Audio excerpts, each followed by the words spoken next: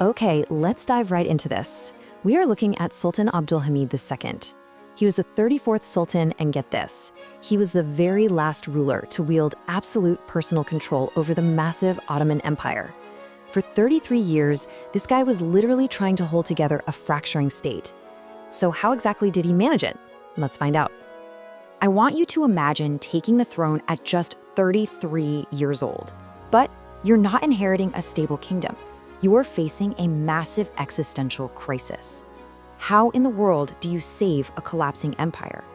Well, Abdul Hamid was highly educated, he was incredibly cautious, and fun fact, he was actually a really skilled carpenter. And honestly, he was going to need absolutely every tool at his disposal when the crown suddenly fell into his lap back in 1876. Because let me tell you, the 1870s, they were absolutely brutal.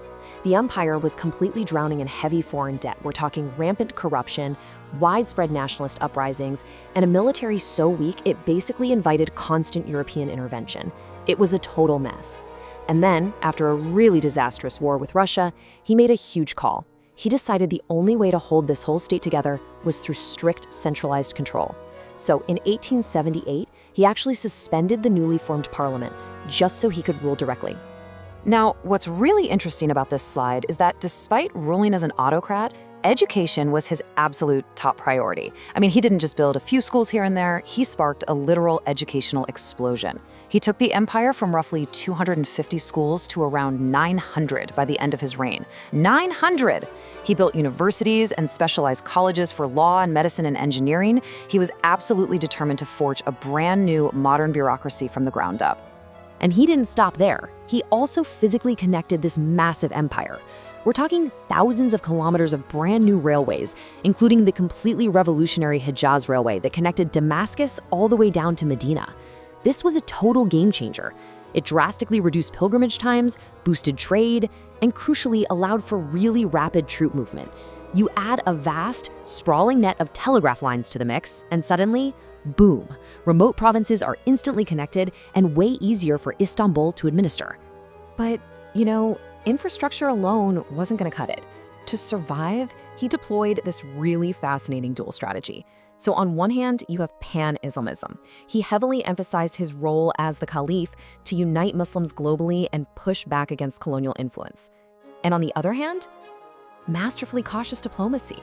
By constantly, and I mean constantly, playing rival European powers against each other, he managed to avoid these unwinnable wars. He basically bought the dying empire some incredibly crucial time. Now, a truly defining diplomatic moment for him was his firm rejection of Theodore Herzl's proposal. Herzl came to him offering immense financial assistance, basically offering to clear those crippling Ottoman debts in exchange for Jewish settlement in Palestine. But Abdul Hamid refused to transfer sovereignty. Now, historians do note that some settlement still occurred through legal loopholes at the time, but ultimately, the Sultan flat out refused to trade away territory for debt relief. And this brilliantly illustrates the fiercely debated legacy he left behind. It's a real balancing act. On one side, supporters see a savior, right? Someone who delayed the empire's collapse through incredible modernization, new infrastructure, and promoting Muslim unity. But on the flip side, critics point to a rigid autocrat, someone who utilized harsh censorship, extensive surveillance, and they hold him responsible for the tragic Hamidian massacres of Armenians. It is a deeply complex, dark, and highly contested legacy for a 33-year reign. Ultimately, though, his iron grip started to slip. In 1908, a group known as the Committee of Union in Progress forced him to restore the constitution. Just a year later, he was officially deposed and placed under house arrest. He eventually died in Istanbul in 1918.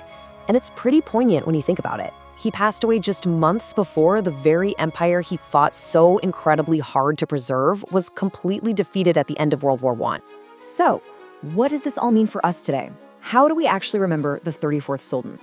Was he the brilliant savior who delayed an empire's fall through clever diplomacy and modern railroads? Or was he the autocrat whose iron fist and censorship ultimately hastened its fracture?